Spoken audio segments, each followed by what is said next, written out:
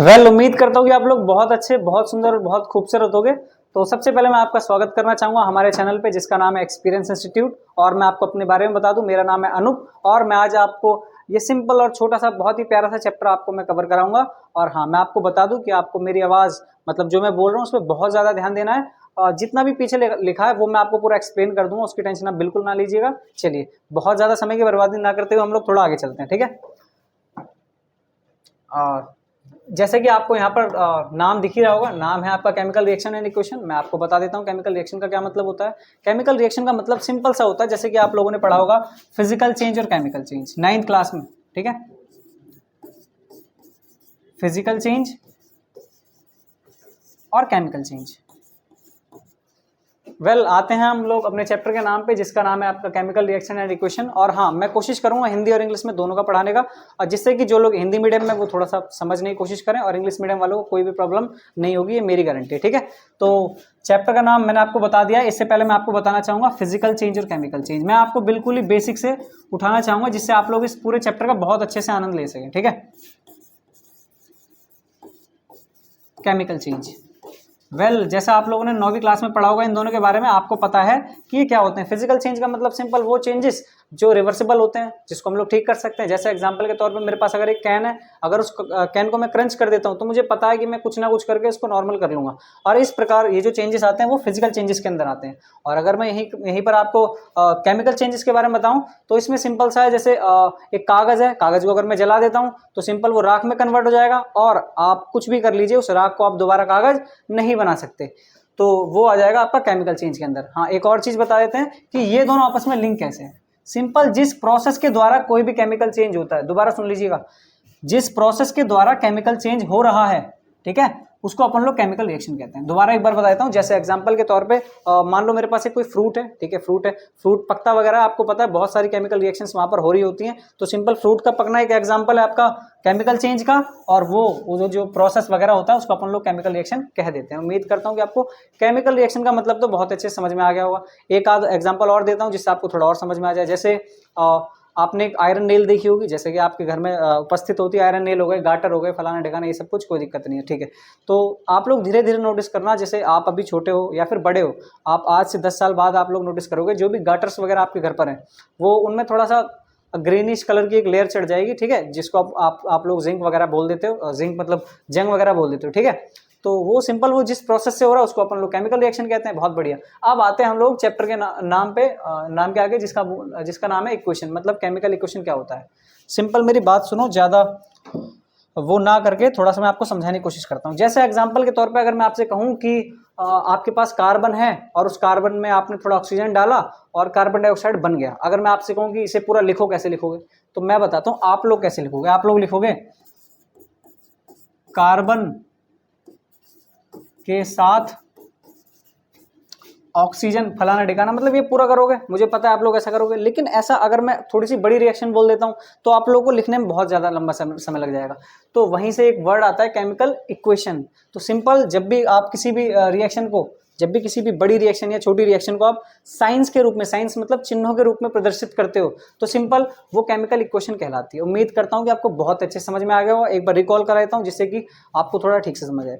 Chemical reaction का मतलब chemical changes जो भी हो रहे हैं, वो जो प्रोसेस है सिंपल केमिकल रिएक्शन कहलाएगा। केमिकल रिएक्शन को चिन्हों के रूप में, साइंस के रूप में लिखने को ही हम लोग केमिकल इक्वेशन कहते हैं। अब मैं आपको इसकी डेफिनेशन बता देता हूं जिससे कि आपको थोड़ा और क्लेरिफाई हो जाएगा, ठीक है। बढ़िया। जैसे कि यहाँ पर मैंने लिखा हुआ है, a process where substance are transformed into new substance are by the help of rearrangement of atoms. Simple यही बोला था। सुनो मेरी बात सुनो। जैसे कि अपने पास एक कागज था, ठीक है, कागज के जो भी एटम्स वगैरह थे वो रीअरेंज थे अपने अकॉर्डिंग, बट जब आपने उसे जलाया तो उनकी रीअरेंजमेंट बिगड़ गई और वो राख में कन्वर्ट हो गए। ये जो प्रोसेस है, इसी प्रोसेस को हम लोग केमिकल रिएक्शन कहते हैं। उम्मीद करता हूँ कि बहुत अच्छे से समझ में आ गया होगा। अब बात करते हैं, थोड़ा सा आगे चलते हैं, जो मैंने आपको बताया था केमिकल इक्वेशन, ठीक है। तो थोड़ा आगे चलते हैं। केमिकल इक्वेशन है ना, ठीक है। तो यहाँ पर एक बहुत अच्छा एग्जांपल लिया है मैंने कि मान लो आपके पास एक कोयला है। कोयला समझते हो ना? हाँ भाई, वही जो आपके घर में अंगीठी में यूज होता है। तो कोयला है अपने पास, ठीक है, कोयला। कोयले में आप लोग थोड़ा सा आग लगा दोगे, जैसे ही थोड़ा सा आग लगाओगे, हाँ ध्यान रखना कहीं भी अगर हम लोग आग वगैरह की बात करते हैं तो अपन लोग वहाँ पर ऑक्सीजन वगैरह यूज कर लेते हैं, ठीक है, कोई दिक्कत नहीं, क्योंकि जो ऑक्सीजन होता है वो काफी गर्म होता है, ठीक है।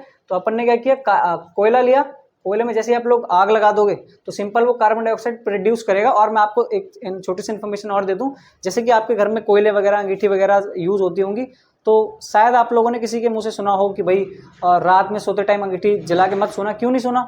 सुनो मेरी बात, आपने साथ एक न्यूज़ भी सुनी होगी कि भाई अंगीठी की वजह से एक जगह पर 4 5 6 लोग मर गए। क्यों? मेरी बात सुनो ध्यान से।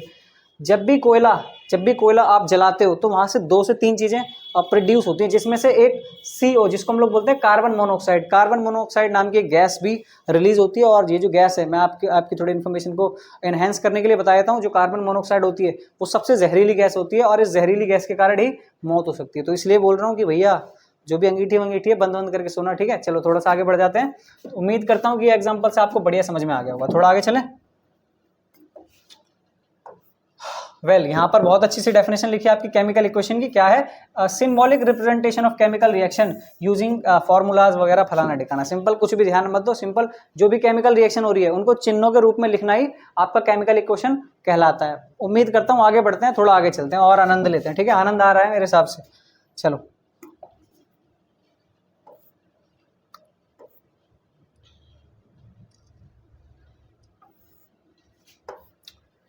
हाँ भाई, तो केमिकल रिएक्शन वगैरह पढ़ लिए मेरे हिसाब से, समझ में आ गया केमिकल रिएक्शन का मतलब, समझ में आ गया इक्वेशन का मतलब, समझ में आ गया। अब बात करते हैं केमिकल जो रिएक्शन है उनके टाइप्स की, ठीक है।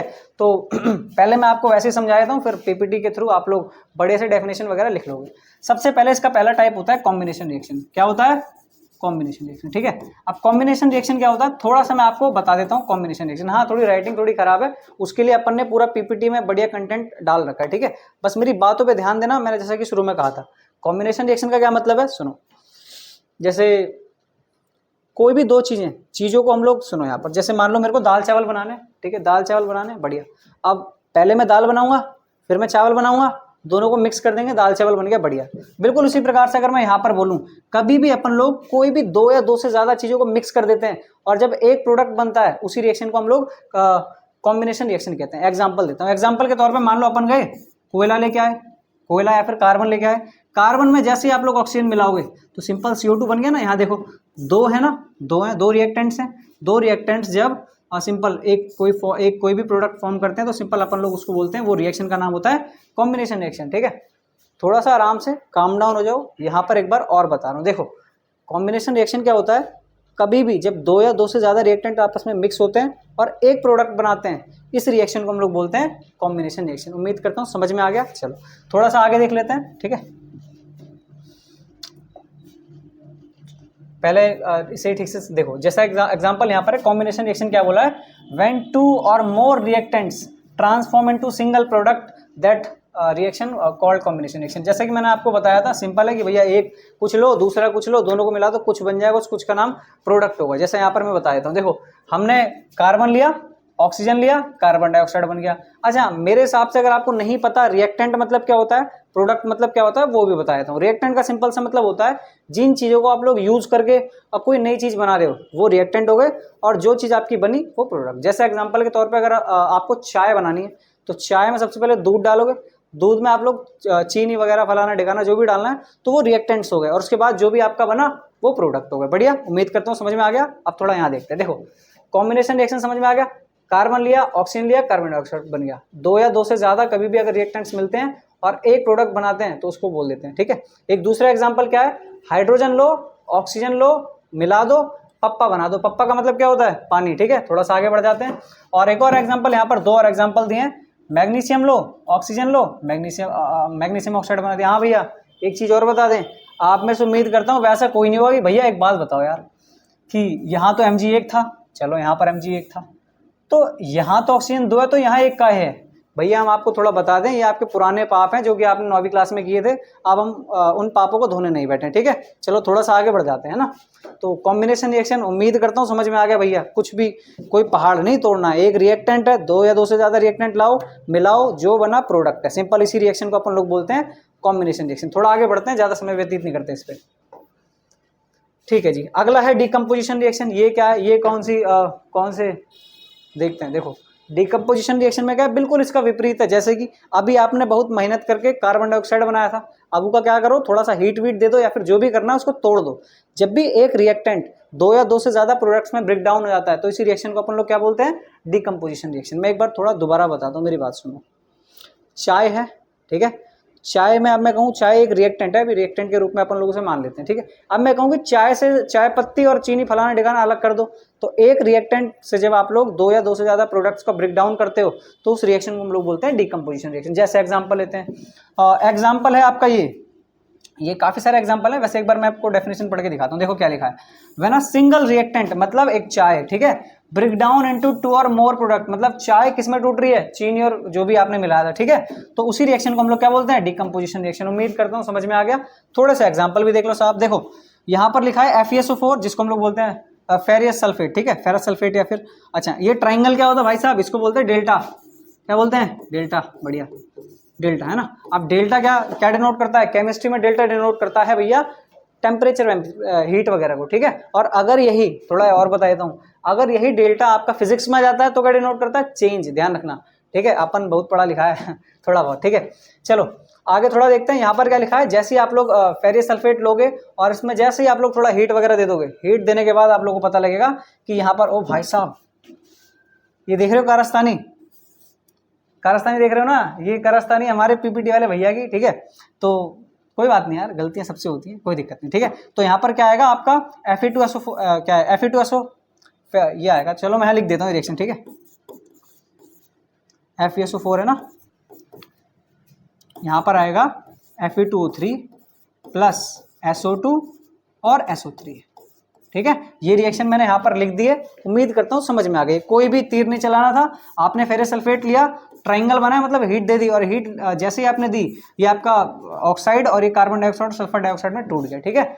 एक चीज और बता दें आपको, यहाँ से क्वेश्चन जरूर आएगा, हम बता रहे हैं आपको, पता है क्या है, ये जो सल्फर डाइऑक्साइड लिखा है ना, यहाँ से क्वेश्चन आएगा कि बताओ ऐसी कौन सी गैस है, ऐसी कौन सी गैस है जो आपके नाक में बर्निंग सेंसेशन देती है। बर्निंग सेंसेशन कौन देती है, सल्फर डाइऑक्साइड, भूलना मत, पहले बता रहा हूँ, क्वेश्चन आएगा यहाँ से, ठीक है, बढ़िया, उम्मीद करते हैं समझ में आ गया। अब यहाँ देखो, अब ये जो लिखा है कैल्शियम कार्बोनेट, थोड़ा सा एक बार और पीपीटी वाले भैया को थोड़ा माफ कर देना, ठीक है, तो हम लोग थोड़ा बता देते हैं आपको। जैसे कि यहाँ पर भैया ने लिखा है CaCO3, तो कभी भी अपन लोग ऐसे नहीं लिखते, ठीक है, CaCO3 ऐसे नहीं लिखते। काहे नहीं लिखते, आप लोग यहाँ पर नोटिस कर रहे होगे कि जो C है ये छोटा वाला, ये छोटा वाला का है क्योंकि भैया से गलती से वो जो शिफ्ट का बटन होता है ना वो दबाना भूल गए थे, ठीक है, बढ़िया। इधर देखो, तो यहाँ पर ये जो C होगा ये कैपिटल होगा, क्लियर, बहुत बढ़िया, उम्मीद करता हूँ समझ में आ गया।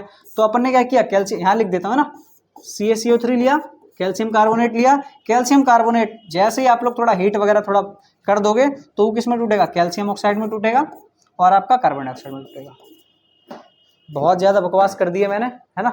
अब थोड़ा आपको समझाने का समय आ गया है, जो लिखा है उसे भूल जाओ, मेरी बात सुनो मैं क्या बोल रहा हूँ। डिकम्पोजिशन रिएक्शन एक ऐसी रिएक्शन होती है जिसमें कोई एक रिएक्टेंट दो या दो से ज़्यादा प्रोडक्ट्स में ब्रेक डाउन हो जाता है। एग्जाम्पल मैंने यहाँ पर दिया आपको FeSO4 वाला, जब आप FeSO4 में जैसे थोड़ी सी हीट दोगे, डेल्टा का मतलब हीट होता है, जैसे हीट दोगे तो आपका फेरस ऑक्साइड, सल्फर डाइऑक्साइड और आपका सल्फाइट बन जाएगा, ठीक है। और सल्फाइट यहाँ पर मैंने बता दिया है कि ये बर्निंग सेंसेशन देता है, भूलना मत इसे, ठीक है। जितने भी एग्जांपल्स वगैरह है नोट कर लेना, ठीक है। यहाँ पर देखो लिख भी दिया है मैंने, क्या है, the gas which can burn और नोज हेयर्स, ठीक है। तो ओ भाई यहाँ पर SO2 आएगा, ठीक है, SO2, बढ़िया, ठीक है। और यहाँ पर एक चीज और देखो क्या है, the gas which release brown vapours, मतलब आपको क्या लेना है, ट्यूब लेना है, जैसे ही आप लोग NO2 वगैरह डालोगे तो आपको कैसे पता लगेगा NO2 है, वहां पर ब्राउन कलर की गैस वगैरह रिलीज होना स्टार्ट हो जाएगी। उम्मीद करता हूं समझ में आ गया। थोड़ा सा आगे चलते हैं, बहुत ज्यादा समय हम लोग व्यतीत कर रहे हैं इस पर, ठीक है बढ़िया। वेल डिकम्पोजिशन के टाइप वगैरह भी लिख दें भाई, मेहनत करें पूरा वाला, बहुत बढ़िया से मेहनत करें। देखो ये क्या लिखा है, थर्मल डिकम्पोजिशन। एक बात बताओ साहब, एक बात बताओ, जैसे मान लो हमारे पास पाइन है, अब इस पे हम लोग एक ढक्कन चढ़ा देते हैं, ठीक है, ढक्कन चढ़ा देते हैं, बढ़िया, ये अपना एक रिएक्टेंट बन गया। अब मैं कहूँ ये भैया ढक्कन हट जा, क्या अपने आप हट जाएगा? जब तक आप इसमें उंगली नहीं करोगे नहीं हटेगा, मतलब आपको कुछ ना कुछ इसमें करना पड़ेगा तभी हटेगा। बिल्कुल उसी प्रकार से डिकम्पोजिशन अपने आप नहीं होता है, तीन प्रकार से होता है। सबसे पहला प्रकार क्या है, थर्मल डिकम्पोजिशन। थर्मल डिकम्पोजिशन का मतलब क्या है, सिंपल, चलो बता देते हैं। थर्मल डिकम्पोजिशन का मतलब क्या है, कैल्शियम कार्बोनेट लिए थे, यहाँ देखो बढ़िया, पीपीटी वाले भैया ने यहाँ अपनी मिस्टेक को सुधार दिया है, बढ़िया। देखो तो अपने क्या किया, ओ भाई यहाँ पर ए बना दो, कोई बात नहीं, है ना, गलती सबसे होती है, बढ़िया। तो कैल्शियम कार्बोनेट लिया, कैल्शियम कार्बोनेट जैसे ही आप लोग इसमें हीट दोगे तो कैल्शियम ऑक्साइड और कार्बन डाइऑक्साइड में ब्रेक डाउन हो जाएगा। ये तुमने पहले ही पढ़ लिया था। नई बात क्या है? नई बात ये है कि महाराज ये हीट से टूट रहा है। कभी भी अगर कोई भी डिकम्पोजिशन रिएक्शन, सॉरी ना करो यार, चलो बढ़िया, ये रहा। तो थर्मल डिकम्पोजिशन का मतलब क्या है? अगर डिकम्पोजिशन हीट की हेल्प से होगी उस डिकम्पोजिशन को थर्मल डिकम्पोजिशन कहेंगे, ठीक है। जैसे यहाँ पर मैंने एग्जांपल भी दे दिए, PbNO3 और आपका कैल्शियम कार्बोनेट, ठीक है। इसको क्या बोलते हैं अपन लोग? लेड नाइट्रेट बोलते हैं, ठीक है। अब बहुत बढ़िया, इधर देखो क्या है अपने पास, कैल्शियम कार्बोनेट, कैल्शियम ऑक्साइड और कार्बन डाइऑक्साइड में ब्रेक डाउन हो रहा है bye the help of heat. इस प्रकार की रिएक्शंस को अपन लोग क्या बोलते हैं? आपका डिकम्पोजिशन रिएक्शन। थोड़ा सा आगे बढ़ जाते हैं, ठीक है, बढ़िया। और यहाँ पर जो P6 लिखा है ना महाराज, इसको PbO कर देना। क्या करोगे? PbO, बढ़िया। थोड़ा सा आगे चलते हैं, ठीक है। आ जाओ भैया, ये तो अपना था हीट से। अब अगर हम बिल्कुल सेम चीज, अगर ये सेम चीज अगर मैं इलेक्ट्रिसिटी से कर देता हूं तो ये सेम टू सेम रिएक्शन जो है आपके इलेक्ट्रोलाइटिक रिएक्शन कहलाएगी। जैसे एग्जांपल के तौर पे हमने क्या किया, हम लेते हैं क्या, हम क्या लेंगे? पानी। पानी को बोलते हैं पप्पा। क्या बोलते हैं? पप्पा। अब अपन ने क्या किया? पप्पा लिया।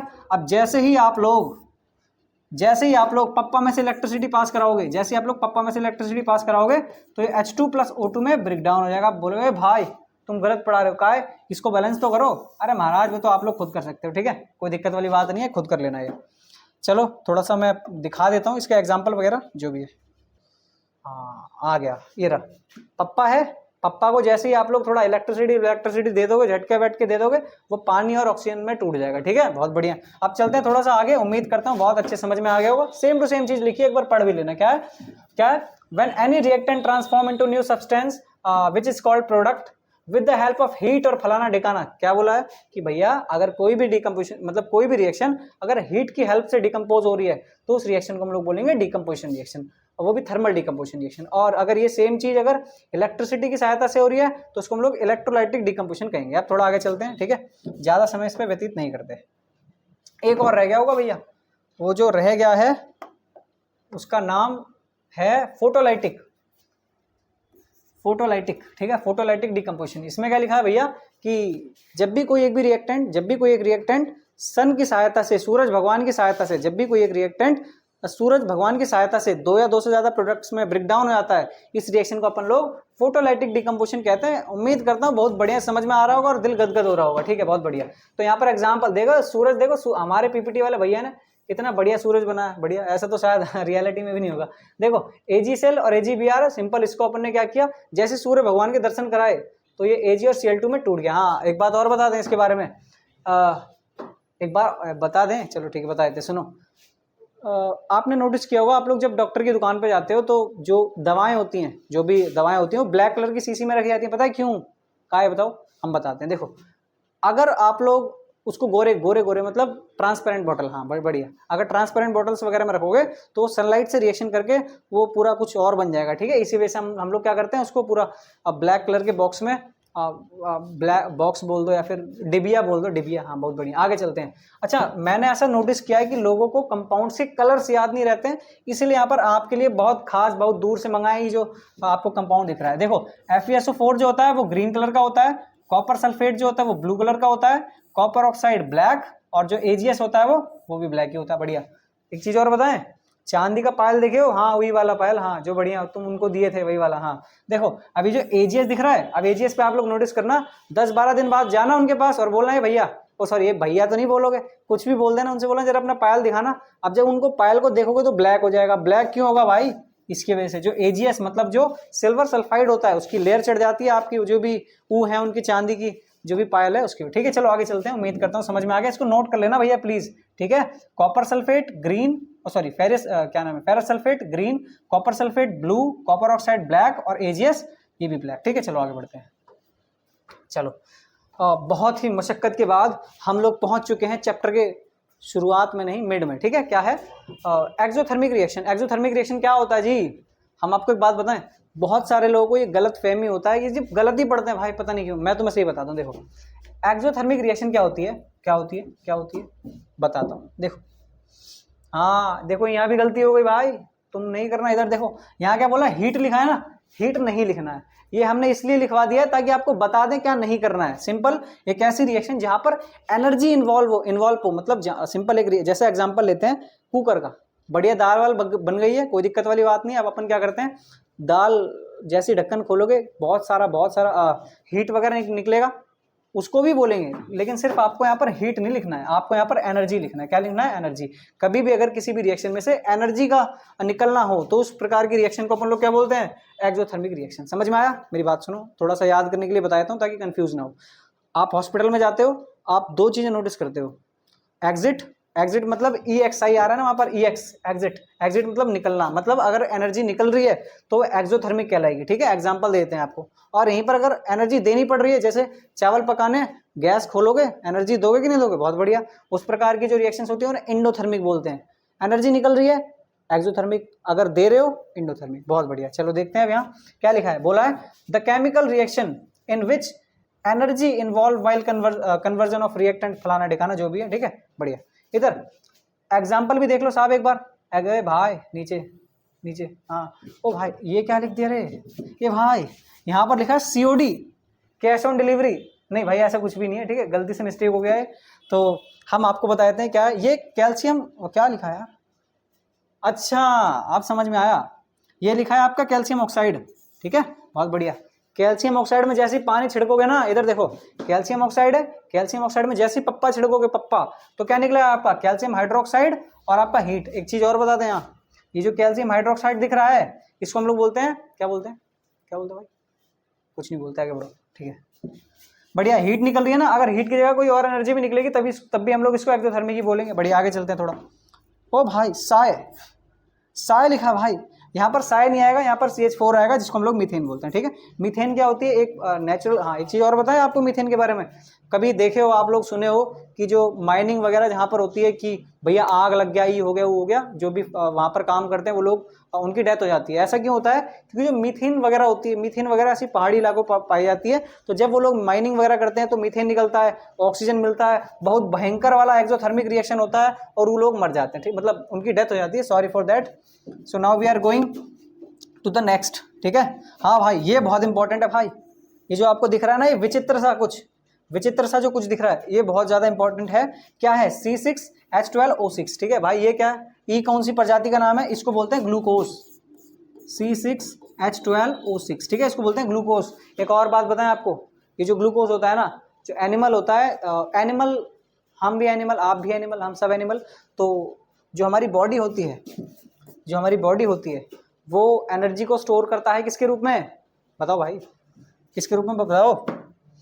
यूज करता है आपका ग्लूकोज के रूप में, है ना। अब आप बोलोगे भैया झूठ बोल रहे हो का, तो स्टोर किसके रूप में करता है?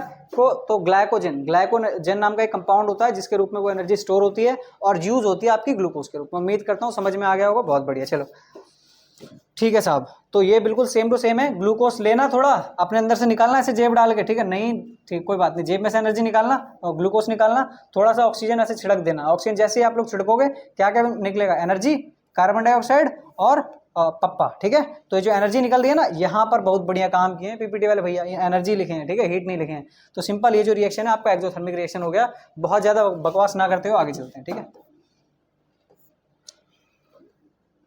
चलो हाँ साहब, हाँ इंडोथर्मिक आ गया भाई, ये तो हम आपको बता दिए थे। इंडोथर्मिक क्या मतलब है? अगर आप किसी रिएक्शन में कोई भी एनर्जी दे रहे हो, ठीक है, एनर्जी दे रहे हो, बढ़िया, एनर्जी अगर दे रहे हो तो रिएक्शन कहलाएगी आपकी इंडोथर्मिक रिएक्शन। एग्जांपल यहाँ पर लिखे हुए हैं। ठीक है, बहुत बढ़िया, ठीक है भाई। अगला क्या है? Displacement reaction. कोई बहुत बड़ा पहाड़ नहीं तोड़ना है इसमें। डिस्प्लेसमेंट रिएक्शन क्या है? जैसे मान लीजिए आपकी ऊ है, ऊ मतलब ऊ, ठीक है, वो आपके साथ है, और अगर कोई दूसरा व्यक्ति आया आपसे थोड़ा हैंडसम वैंडसम फलाना ढिकाना जो भी है वैसा, अगर आप व्यक्ति खड़ा होगा सामने, तो आपकी जो ऊ है वो क्या करेंगी? वो जो ऊ है वो उनके साथ चली जाएंगी। क्या इससे क्या समझते हो भाई? इससे सिंपल ये समझते हैं कि जब भी, बताओ यार कुछ ज्यादा मत समझो, इधर समझो जो समझा रहा हूँ, ठीक है। फ्लो में थोड़ा ज्यादा बोल दिया का, हाँ शायद, कोई बात नहीं। देखो भाई, जैसे हम क्या करते हैं, सोडियम ऑक्साइड लेते हैं। सोडियम ऑक्साइड को जैसे आप लोग पोटेशियम से रिएक्ट कराओगे तो आप लोग नोटिस करोगे यहाँ पर K2O बन जाएगा और सोडियम बेचारा अकेला रह जाएगा, जैसे आप अकेले रह गए हो। ठीक है, बहुत बढ़िया। थोड़ा सा आगे चलते हैं, ठीक है। हाँ चलो इसके एग्जाम्पल वगैरह भी दे रखे होंगे, कोई दिक्कत वाली बात नहीं है। यहाँ पर मैं एक बार पढ़ के भी बता देता हूँ और साइंस की लैंग्वेज में भी बता देता हूँ। आप बोलोगे भैया तुम तो यार अपने सॉरी क्या है डिस्प्लेसमेंट रिएक्शन, क्या है a chemical reaction where more reactive element take place और लेस रिएक्टिव एलिमेंट फलाना ढिकाना। चलो हिंदी में बताते हैं, देखो क्या है डिस्प्लेसमेंट रिएक्शन। डिस्प्लेसमेंट रिएक्शन वो है जब कोई मोर reactive element less reactive element को उसके कंपाउंड से डिस्प्लेस करके खुद जगह ले लेता है, उस रिएक्शन को अपन लोग डिस्प्लेसमेंट रिएक्शन कहते हैं। देखो एक बार देखो जरा, थोड़ा दिखाते हैं भाई, कहाँ ये रहा, देखो साहब कॉपर सल्फेट है, ठीक है, और आपको ये आयरन वगैरह दिख रहा होगा। यहाँ पर भी 3 एग्जाम्पल मैंने आपको लिखवा दिए हैं। तो ये जो है ये कॉपर से ज़्यादा, थोड़ा ज़्यादा ताकतवर है, ज़्यादा रिएक्टिव है, ठीक है। अब ये रिएक्टिव ये क्या करेगा, ये कॉपर को हटा देगा और खुद आ जाएगा और कॉपर बेचारा अकेला रह जाएगा। तो यहाँ पर क्या हुआ, देखो मोर रिएक्टिव एलिमेंट ने लेस रिएक्टिव एलिमेंट को उसके कंपाउंड से डिस्प्लेस कर दिया, तो इसलिए हम लोग इसको डिस्प्लेसमेंट रिएक्शन कहते हैं। एक और एग्जांपल देख लो भैया, जिंक सल्फेट दिख रहा है, जिंक सल्फेट में आप लोग जैसे जिंक को डालोगे, सॉरी कॉपर सल्फेट में जैसे आप लोग जिंक को डालोगे तो क्या होगा, जो जिंक होगा वो थोड़ा ज़्यादा पावरफुल है, कॉपर थोड़ा कम पावरफुल का मतलब रिएक्टिव। तो जो जिंक होगा वो कॉपर को डिस्प्लेस कर देगा और खुद आ जाएगा, ठीक है, ZnSO4 बना लेगा और कॉपर को अकेला छोड़ देगा। बहुत बढ़िया, थोड़ा सा इसे नोट वोट कर लेना भाई, ठीक है, नोट वोट कर लेना। अब ये मत बोलना कि मैं वहां पर आगे नोट करूंगा। चलो आगे चलते हैं, ठीक है। अब जैसे ही आप लोग थोड़ा सा आगे चलोगे, चलना भाई थोड़ा सा, हाँ बहुत बढ़िया, थोड़ा सा बोलूँ तो थोड़ा सा चल रहा है। देखो यहाँ डबल डिस्प्लेसमेंट रिएक्शन, बिल्कुल ही निहायत ही बेवकूफ रिएक्शन है। क्या है बेवकूफ मतलब इजी, ठीक है। सुनो, डिस्प्लेसमेंट रिएक्शन में क्या था, मोर reactive element less reactive element को थोड़ा डिस्प्लेस कर दे रहा था और खुद उसकी जगह लेता है। यहाँ पर क्या होता है, ये निहायत ही बेवकूफ है। मतलब यहाँ क्या करते हैं, अपनी जो भी कंपाउंड्स वगैरह होते हैं उनको थोड़ा एक्सचेंज कर लेते हैं। जैसे यहाँ पर देखो, यहाँ पर आपको सोडियम सल्फेट दिख रहा होगा और आपको बेरियम क्लोराइड दिख रहा होगा, ठीक है। तो ये क्या कर रहे हैं, अपने एक दूसरे की जो वो भी हैं उनको थोड़ा सा ये ओ है भाई, ठीक है, ठीक है, बढ़िया। यहाँ पर एक कंपाउंड है, यहाँ पर दूसरा कंपाउंड है। इनके जो आयंस हैं, ये जो आयंस हैं, जब आयंस आपस में एक दूसरे कंपाउंड को एक्सचेंज कर लेते हैं, जब आयंस एक्सचेंज हो जाते हैं, तो इस प्रकार की रिएक्शन को अपन लोग displacement reaction, double displacement reaction कहते हैं। एक बार पढ़ के बताता हूँ क्या है। When two get exchange while when two ion get exchange while chemical reaction, that reaction is called displacement, double displacement reaction. So bros, what I was saying that when two माफ करना, जब दो आयंस अपने compounds को exchange कर लेते हैं, double displacement कहलाता है। बहुत अच्छे अच्छे एग्जांपल यहाँ पर ये, ठीक है, ये बढ़िया। ओहो PbNO3 PbI, हाँ PbI है भाई, ठीक है, PbI है, बहुत बढ़िया। सुनो अब यहाँ पर एक चीज बताएं, बता दें, बढ़िया, इधर देखो, जो PbI है ना, चलो इसको आगे बता देंगे, छोड़ो। उम्मीद करता हूँ समझ में आ गया तुम्हें डबल डिस्प्लेसमेंट रिएक्शन क्या होती है। कोई भी रिएक्शन है, अगर दो आयंस उसके एक्सचेंज हो रहे हैं कंपाउंड में, डबल डिस्प्लेसमेंट रिएक्शन कहलाती है। एग्जांपल बहुत अच्छे अच्छे यहाँ पर हैं और इसको आप लोग थोड़ा सा अपनी कॉपी में नोट कर लीजिएगा, ठीक है, बढ़िया। तो प्रेसिपिटेशन रिएक्शन महाराज, बढ़िया, इधर देखते हैं। प्रेसिपिटेशन रिएक्शन क्या है, simple, precipitation reaction is the reaction in which कोई भी चीज नीचे जाके बैठ जाती है। जैसे एग्जांपल लेते हैं, एग्जांपल आप लोग क्या करना है, एक लेना है भगोना, ठीक है, भगोने में क्या करना है, थोड़ा सा चौक वोक डाल देना यार। जब आप लोग चौक डालोगे, नोटिस करोगे सेटल डाउन हो जाएगा सरफेस पे, बस वही पीपीटी है, वही प्रेसिपिटेशन है। एक बार यहाँ दिखा देते हैं आपको, ठीक है। प्रेसिपिटेशन रिएक्शन क्या है, the reaction in which product get precipitate. Precipitate का मतलब होता है नीचे बैठ जाए, ठीक है, नीचे बैठ जाए, सिंपल। तो प्रेसिपिटेट मतलब नीचे बैठ जाए। कोई भी ऐसी रिएक्शन जहां पर जो रिएक्टेंट होता है वो सॉल्यूशन में नीचे जाके सेटल डाउन हो जाता है, बैठ जाता है, तो उस रिएक्शन को अपन लोग पीपीटी बोलते हैं। एग्जांपल हम सही दिए थे वो चौक वाला, पानी लो, चौक वोक थोड़ा डाल दो, थोड़ा घुला उला दो, आप नोटिस करोगे उसके नीचे कुछ कुछ कण बैठ जाएंगे, पार्टिकल्स बैठ जाएंगे, उसी रिएक्शन को पीपीटी बोलते हैं। आप थोड़ा यहाँ पर साइंस वाइंस में देख लेते हैं क्या बवाल है क्या नहीं है, ठीक है, बढ़िया। यहाँ पर देखो क्या लिया है, लेड नाइट्रेट लिया है, PbI से रिएक्ट कराया है, सॉरी पोटेशियम आयोडाइड से रिएक्ट कराया है, आपका PbI बनाया और KNO3 बनाया। भैया आप सोच रहे होगे कि यार तुम तो पता नहीं क्या ही बोले जा रहे हो, थोड़ा हम दिखा देते हैं कि हम साइंस के टीचर हैं, ठीक है। देखो इधर E लिखा है PbNO3 जिसको हम लोग बोलते हैं लेड नाइट्रेट, क्या बोलते हैं, लेड नाइट्रेट। ये लिखा है KI जिसको हम लोग बोलते हैं पोटेशियम आयोडाइड, क्या बोलते हैं, पोटेशियम आयोडाइड, बहुत बढ़िया। ये PbI लिखा है और ये KNO3, PbI को बोलते हैं हम लोग लेड आयोडाइड और KNO3 को बोलते हैं, क्या बोलते हैं भाई, पोटेशियम नाइट्रेट, क्या बोलते हैं, पोटेशियम नाइट्रेट, बहुत बढ़िया। चलो बढ़िया, आप थोड़ा सा आगे चलते हैं, शाबाश। ऑक्सीडेशन रिएक्शन क्या होता है भाई, बताता हूँ, सुनो। ऑक्सीडेशन रिएक्शन में आप कुछ नहीं करना है, कुछ नहीं करना है, बताता हूँ। कोई भी एक सब्सटेंस लो, वो सब्सटेंस कुछ भी हो सकता है, बहुत बढ़िया। कोई भी एक सब्सटेंस लो, अगर आप सब्सटेंस में ऑक्सीजन की एडिंग कर रहे हो, ठीक है, ऑक्सीजन की एडिंग कर रहे हो या फिर हाइड्रोजन का रिमूवल कर रहे हो, दोबारा सुन लो, अगर आप किसी भी सब्सटेंस में ऑक्सीजन की एडिंग कर रहे हो या हाइड्रोजन का रिमूवल कर रहे हो, सिंपल इस प्रकार की रिएक्शन को ऑक्सीडेशन रिएक्शन कहते हैं। नहीं विश्वास होता तो एक बार पढ़ के बता देते हैं। क्या बोल रहा है भाई? एडिशन ऑफ ऑक्सीजन, ऑक्सीजन की एडिंग होना, रिमूवल ऑफ हाइड्रोजन, हाइड्रोजन का रिमूव होना, इस प्रकार की रिएक्शन को हम लोग ऑक्सीडेशन रिएक्शन कहते हैं। उम्मीद करते हैं आप लोग को समझ में आ गया होगा। थोड़ा यहाँ थोड़ा सा हम लोग बढ़िया से मेहनत करके आए भाई। इधर देखो, कॉपर लिया, ऑक्सीजन लिया, मिल गए। देखो भैया, या तो ऑक्सीजन की एडिंग हो जाए, देखो यहाँ कॉपर अकेला था, ऑक्सीजन मिल गया, कॉपर ऑक्साइड बना लिया। उम्मीद करते हैं समझ में आ गया।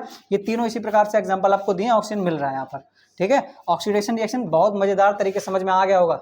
एक और बार बता दे, ऑक्सीडेशन रिएक्शन जब भी किसी सब्सटेंस में ऑक्सीजन का मिलना, हाइड्रोजन का रिमूव होना, सिंपल ऑक्सीडेशन रिएक्शन है। आगे बढ़ते हैं, ठीक है।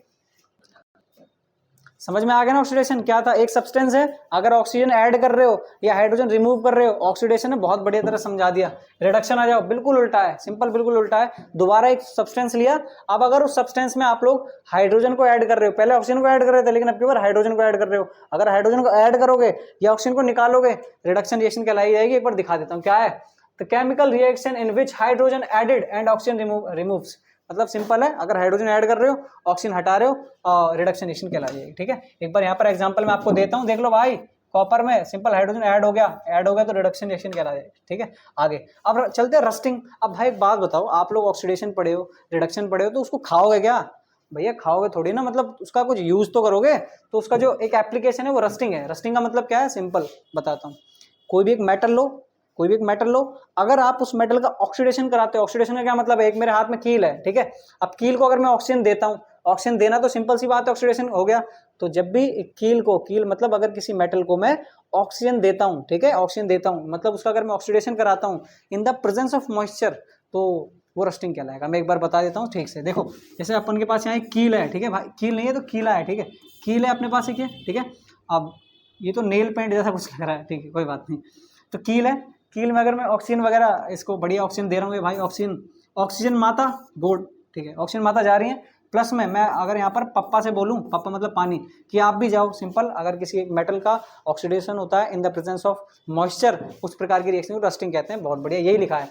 The process, a process where iron react with oxygen in the presence of moisture from atmosphere is called rusting. चलो आगे बढ़ते हैं, ठीक है। डेफिनेशन लिखना जरूरी है भाई, पहले बोल रहा हूँ। और हाँ, मैंने पहले ही बोला था कि यहाँ से ज़्यादा अगर मेरी बातों पे ध्यान दोगे तो पूरा चैप्टर इजीली हो जाएगा, ठीक है। और मैं दिखा भी दूंगा ये। चलो थोड़ा आगे चलते हैं ना, बढ़िया। एग्जाम्पल भी दिए हैं भाई। यहाँ देखो, आयरन है, थोड़ा पप्पा डाला तो क्या बनाएगा ये भाई? ये क्या हो गया भाई? ये क्या है साहब? Fe2O3 है, सॉरी, इसको रफ कर देते हैं, कोई बात नहीं यार। Fe2O3, ठीक है, बढ़िया। अगर आपसे आएगा कि भैया थोड़ा वो जो वो होता है ना, क्या बोलते हैं, जंग का फॉर्मूला, अगर ऐसा आएगा तो Fe2O3 लगा के आना भाई, बढ़िया। आगे चलते हैं तो कोरेजन और रस्टिंग। ओ भाई हाँ, एक चीज़ और बता दें, बिल्कुल सही बात है, बिल्कुल कुछ गलत नहीं पढ़ाया, खाली एक चीज़ बता दें, ये जो हमने बताया मेटल की जगह आयरन ले लेना। अगर आप आयरन लोगे तो रस्टिंग कहलाएगा, और अगर उसकी जगह मतलब अगर कोई दूसरा मेटल ले लोगे तो आपका कोरेजन कहलाएगा। मेरी बात सुनो, रस्टिंग का क्या मतलब है? मेटल लेना है और उस मेटल का नाम है आयरन। अगर आप लोग आयरन की रिएक्शन ऑक्सीजन के साथ करा रहे हो, हाँ मतलब ऑक्सीडेशन करा रहे हो इन द प्रेजेंस ऑफ मॉइस्चर, तो वो रस्टिंग कहलाएगा। और अगर उसके अलावा कोई दूसरा एलिमेंट है या फिर दूसरा मेटल है तो वो कोरेजन कहलाएगा। देखो ये लिखा है, when a metal attacked substance around it, फलाना ठिकाना, कुछ नहीं है, सुनो क्या है कोरेजन का मतलब। क्या है? एक मेटल लिया, मेटल का अगर ऑक्सीडेशन हो रहा है तो simple in the presence of moisture, तो कोरेजन कहलाएगा। और अगर उस मेटल की जगह आयरन है तो रस्टिंग कहलाएगा, ठीक है। आगे चलते हैं, ठीक है। यहाँ पर एग्जाम्पल दिए बहुत सुंदर से। क्या है? AgS नहीं, AgS मतलब सिल्वर लिया, सिल्वर में थोड़ा सल्फाइड वगैरह डाल दिया, AgS बन गया, जिसको हम लोग बोलते हैं क्या बोलते हैं? Silver gets black because of sulphide. हाँ, क्वेश्चन आएगा, बताओ भैया जो सिल्वर होती है ब्लैक क्यों हो जाता है? तो आप बोलोगे सल्फाइड वगैरह की वजह से, ठीक है, सब बस। और कॉपर, अगर कॉपर को आप लोग कार्बोनेट के साथ रिएक्ट कराओगे तो ओ भाई ये क्या है? CuCO3 है, ठीक है, कॉपर कार्बोनेट है, ठीक है। कॉपर टर्न ग्रीनिश, ठीक है, बढ़िया। अगर ये यहाँ से भी क्वेश्चन आ सकता है कि भैया जो कॉपर होता है वो ग्रीनिश क्यों हो जाता है? तो कार्बोनेट की वजह से हो जाता है। चलो आगे बढ़ते हैं, ठीक है। शाबाश, शाबाश। रेंसिडिटी क्या है? कोरेजन की तरह ही रेंसिडिटी है। अब की बार बताता हूँ क्या है। रोटी लेना, रोटी सब्जी तो होती होगी घर में, शाबाश, सब्जी लेना, बहुत बढ़िया। अब सब्जी में क्या करना आप लोग, थोड़ा उसका ऑक्सीडेशन करा देना। कैसे कराओगे? फूकना मत भाई, क्योंकि कार्बन डाइऑक्साइड निकलता है, बढ़िया। तो अगर आप लोग जो भी सब्जी होती है, सब्जी मतलब कोई भी अगर वेजिटेबल वगैरह है या फिर आपके घर में जो भी बना है, बहुत बढ़िया, अगर उस बने हुए सब्जी में जो ऑयल वगैरह और जो फैट वगैरह है, अगर उसका ऑक्सीडेशन हो जाता है, सब्जी का नहीं, सब्जी का तो खैर हो ही जाएगा, लेकिन उसमें जो ऑयल और फैट है अगर उसका ऑक्सीडेशन हो जाता है तो उस प्रकार की रिएक्शन को रेंसिडिटी बोलते हैं। हिंदी में बोलते हैं विकृत गंधिता। बहुत बढ़िया, एक ही शब्द याद रहता है मुझे, विकृत गंधिता, ठीक है। यहाँ पर वही लिखा है, the process where fat and oil spoil due to oxidation resulting unpleasant. बताता हूँ क्या है। रेंसिडिटी का सिंपल मतलब है जो भी आपका खाना बना है, खाने में जो भी फैट है और जो भी ऑयल वगैरह है, अगर उसका ऑक्सीडेशन होता है तो वहां से बदबू वगैरह आने लगती है, ठीक है। जो भी चीजें होती हैं वही यहाँ पर लिखा हुआ है, ठीक है। एक बार मैं बता देता हूँ क्या लिखा है।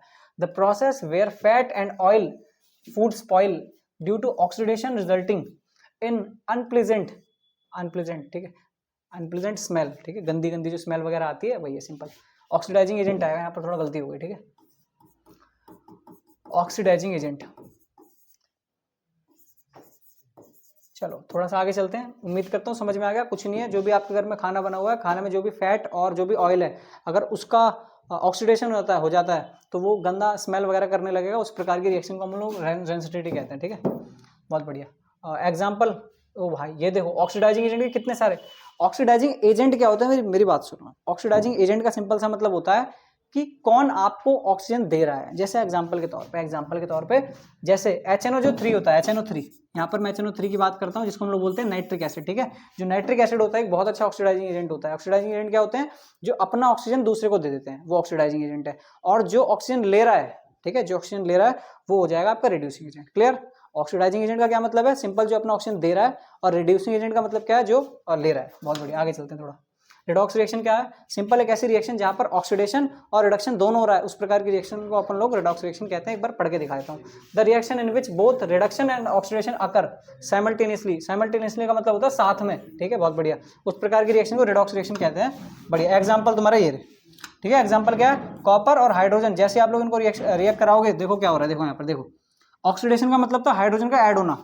यहाँ पर कोई हाइड्रोजन दिख रहा है? नहीं दिख रहा। लेकिन अगर आप लोग यहाँ देखोगे, देखो हाइड्रोजन में ऐड होगा कि नहीं होगा? बहुत बढ़िया, तो यहाँ पर हो रही है ऑक्सीडेशन, ठीक है। लेकिन अगर मैं यहाँ पर बात करूँ, देखो कॉपर के पास ऑक्सीजन है और यहाँ नहीं है, तो ऑक्सीजन लूज हो गया। और अगर ऑक्सीजन लूज हो जाता है तो यहाँ रिडक्शन होता है। देखो एक ही रिएक्शन में दोनों रिएक्शन हो रही है, ऑक्सीडेशन रिडक्शन। इसी प्रकार की रिएक्शन को रिडॉक्स रिएक्शन कहते हैं। बहुत बढ़िया, चलो। अच्छा, एक चीज, एक छोटा सा कॉन्सेप्ट और मैं आपको क्लियर कर देता हूँ कि ऑक्सीडाइजिंग एजेंट कौन होते हैं और रिड्यूसिंग एजेंट कौन होते हैं, कैसे पहचानते हैं। एक बार देखो, अपना ऑक्सीजन कौन दे रहा है साहब? कॉपर ऑक्साइड दे रहा है, तो ये हो गया आपका ऑक्सीडाइजिंग एजेंट, ऑक्सीडाइजिंग एजेंट, ठीक है। बढ़िया। कौन ले रहा है? पप्पा, तो ये हो गया रिड्यूसिंग एजेंट। जो दे रहा है वो ऑक्सीडाइजिंग एजेंट, जो ले रहा है वो रिड्यूसिंग एजेंट, ठीक है। थोड़ा आगे चलते हैं। वेल, अब आपका चैप्टर जो है समाप्त होने वाला है, इसको समाप्ति की ओर ले जाते हैं, ठीक है। समाप्ति की ओर ले जाने से पहले आपको यहाँ पर कुछ पॉइंट्स पढ़ा देते हैं। जैसे कि सबसे पहले पॉइंट्स में क्या लिखा हुआ है, यहाँ पर लिखा है कि किसी भी केमिकल इक्वेशन को पूरा दर्शाने के लिए उसमें 2 से 3 चीजों का होना जरूरी है। पहली चीज, रिएक्टेंट्स वगैरह को सिंबलाइज कर देना, हाँ भैया ये रिएक्टेंट है, और प्रोडक्ट्स वगैरह। और ये भी बता देना कि जो रिएक्टेंट है, कहीं चीनी वगैरह यूज, तो चीनी घोल के तो नहीं डाल रहे हो ना, तो इसको बताने के लिए आप बताओगे कि जैसे एग्जांपल के तौर पे कार्बन और ऑक्सीजन है, ठीक है। तो यहाँ पर आपको सिंबलाइज कर देना कि ऑक्सीजन आप किस फॉर्म में ले रहे हो, गैस फॉर्म में, लिक्विड फॉर्म में, या फिर सॉलिड वगैरह फॉर्म में, ठीक है। बहुत बढ़िया। अगला अपन थोड़ा पढ़ लेते हैं, क्या बोला है? A chemical equation is balance so that number of atoms of each type involve chemical reaction are same, ठीक है। On reactant and product side, ये सब कुछ भी नहीं है, मैं आपको बता देता हूँ। सिंपल, कोई भी जो भी आप रिएक्शन वगैरह इक्वेशन वगैरह लिख रहे हो, उसके रिएक्टेंट साइड और product side atoms, number of atoms हमेशा बराबर होना चाहिए। क्यों होना चाहिए? अगर आपसे बोलेगा क्यों ही जरूरी है, तो आप लोग बोलोगे क्लास 9th में हमने पढ़ा था कि मास can neither be create nor be destroy chemical reaction. मतलब कि अगर मैं कहूँ आपसे कि मैगी बनानी है, 50 ग्राम मैगी है, 50 ग्राम पानी है, तो सिंपल सी बात है, जो भी मैगी बन के आएगी वो 100 ग्राम होनी चाहिए, 110 ग्राम नहीं होनी चाहिए, ठीक है। इसीलिए बहुत बढ़िया, एक एग्जांपल देता हूँ। जैसे यहाँ पर H2 है और O2 है, आपको पता है कि H2O बनेगा, बहुत बढ़िया। तो यहाँ पर आपने 2 हाइड्रोजन डाले थे, तो 2 हाइड्रोजन आपको यहाँ मिल गए। लेकिन आपने 2 ऑक्सीजन डाले थे और यहाँ तो एक ही है, इसी वजह से हम लोग इसको बैलेंस कर देते हैं ताकि दोनों तरफ एटम्स बराबर हो जाए, जितने आप डालो उतने ही निकले। ठीक है, आगे आगे चलते हैं। In a combination reaction two और more substance combine to form a new substance, मतलब दो या दो से ज्यादा रिएक्टेंट्स लो, मिला दो, इसी रिएक्शन को हम लोग कॉम्बिनेशन रिएक्शन कहते हैं, बस कुछ भी नहीं और। आगे चलते हैं। डिकम्पोजिशन रिएक्शन के बारे में यहाँ बताया गया, आपको पता होगा डिकम्पोजिशन रिएक्शन क्या है। सिंपल एक रिएक्टेंट लो, रिएक्टेंट को ब्रेक डाउन कर दो bye the help of energy, तो वो रिएक्शन जो है वो डिकम्पोजिशन रिएक्शन कहलाएगी। मैं आपको थोड़ा याद दिला देता हूँ, 3 प्रकार की बताई थी। सबसे पहले थर्मल डिकम्पोजिशन, फोटोलाइटिक डिकम्पोजिशन और आपका इलेक्ट्रोलाइटिक डिकम्पोजिशन। थर्मल डिकम्पोजिशन में मैंने आपको बताया था, अगर डिकम्पोजिशन हीट की सहायता से हो रही है तो थर्मल डिकम्पोजिशन, अगर सनलाइट की सहायता से हो रही है तो फोटोलाइटिक डिकम्पोजिशन, और यहीं पर अगर इलेक्ट्रिसिटी की सहायता से हो रही है तो वो इलेक्ट्रिकल डिकम्पोजिशन कहलाता है। ठीक है, यहाँ पर वही लिखा हुआ है कि decomposition reaction are opposite to combination reaction. Simple है भैया, जैसे आप लोग वहां जोड़ रहे थे यहाँ ब्रेक कर रहे हो, बहुत बढ़िया। आगे चलते हैं, अगला क्या लिखा हुआ है, reaction in which heat out, चलो बता देता हूँ, कुछ नहीं इसमें। यहाँ पर बोला गया है कोई भी ऐसी रिएक्शन जहाँ पर हीट निकल रही है, हीट निकल रही है। अब यहाँ हीट भी बोल सकते हैं और आपका एनर्जी भी बोल सकते हैं। ठीक है, हीट इसलिए बोलते हैं क्योंकि हम लोग लिखते हैं ना एक्सोथर्मिक, एक्सोथर्मिक, एक्सोथर्मिक, तो यहाँ थर्मिक आ रहा है ना, थर्मल, थर्मल मतलब हीट होता है। अगर किसी रिएक्शन में से हीट निकल रही है तो वो जो है एक्सोथर्मिक कहलाती है। और वहीं पर अगर आप किसी को हीट दे रहे हो, किसी रिएक्शन में हीट दे रहे हो, तो वो एंडोथर्मिक कहलाती है। अब लास्ट के 4 पॉइंट्स देख लेते हैं, क्या है। When an element displace another, displacement reaction के बारे में बताया मैंने आपको, बताया था जब लेस रिएक्टिव एलिमेंट मोर रिएक्टिव एलिमेंट को, सॉरी, जब मोर reactive element less reactive element को उसके कंपाउंड से डिस्प्लेस कर देता है, उस प्रकार की रिएक्शन को हम लोग क्या बोलते हैं, डिस्प्लेसमेंट रिएक्शन। ठीक है, बढ़िया। फिर यहाँ पर डबल डिस्प्लेसमेंट रिएक्शन बोला गया है। यहाँ पर मैंने क्या बताया था आपको, जब भी कंपाउंड्स के आयंस एक्सचेंज होते हैं तो सिंपल ये डबल डिस्प्लेसमेंट रिएक्शन कहलाती है। अब थोड़ा सा लास्ट के 2 पॉइंट है। पीपीटी रिएक्शन, प्रेसिपिटेशन रिएक्शन में क्या बताया था, कोई भी एक रिएक्शन हो रही है और रिएक्शन के दौरान जो भी रिएक्टेंट वगैरह होता है, जब वो सॉल्यूशन के नीचे सेटल डाउन, सॉल्यूशन के सरफेस पे सेटल डाउन हो जाता है, उस प्रकार की रिएक्शन को हम लोग प्रेसिपिटेशन रिएक्शन कहते हैं। ठीक है, बढ़िया। ये क्या है, रिएक्शन। ठीक है, यहाँ पर आपको बताया गया है ऑक्सीडेशन और रिडक्शन के बारे में। ऑक्सीडेशन के बारे में मैंने आपको बताया था कि भाई अगर किसी सब्सटेंस में ऑक्सीजन की एडिंग हो रही है या फिर हाइड्रोजन का रिमूवल हो रहा है, सिंपल प्रकार को हम लोग बोलते हैं ऑक्सीडेशन। और रिडक्शन के बारे में बताया था अगर हाइड्रोजन की एडिंग या फिर ऑक्सीजन का रिमूवल हो रहा है, इस प्रकार की रिएक्शन को रिडक्शन रिएक्शन बताया था। उम्मीद करता हूँ कि आप लोगों को पूरा चैप्टर बहुत ही शानदार रूप से समझ में आ गया होगा। ठीक है, बहुत ही शानदार रूप से समझ में आ गया होगा और आप लोग इसका पूरा लुत्फ उठाएंगे। हाँ, एक चीज़ और बता दें, अगर आप इस पूरी वीडियो का बहुत ही अच्छे तरीके से फ़ायदा उठाना चाहते हो तो जिस प्रकार से आप लोग दवाइयाँ लेते हो ना, सुबह शाम दोपहर, एक दिन में खाली सुबह शाम और दोपहर 3 बार लेक्चर देख लेना, कहीं से भी गलत नहीं होने का। ठीक है, और मैं उम्मीद करता हूँ आप लोग इतना तो कर ही सकते हो, सीधी सी बात है, अगर आपको अच्छे स्कोर करना है। यहाँ पर मैंने आपको कुछ क्वेश्चंस दे रखे हैं एनसीईआरटी के, वो क्वेश्चंस आप लोग एक बार प्लीज ट्राई कर लेना। ठीक है, ताकि आपको थोड़ा कॉन्फिडेंस मिल जाए। बाकी जो भी क्वेश्चंस नहीं होंगे वो अपन लोग डिस्कस कर लेंगे। हाँ, और जो बैलेंसिंग के क्वेश्चन है आप लोग उनको स्किप कर सकते हो, हम उसको अगले लेक्चर में कंप्लीट कर सकते हैं। Thank you very much. और अगर आपको वीडियो अच्छी लगे तो प्लीज़ लाइक कर देना, सब्सक्राइब कर देना। Thank you.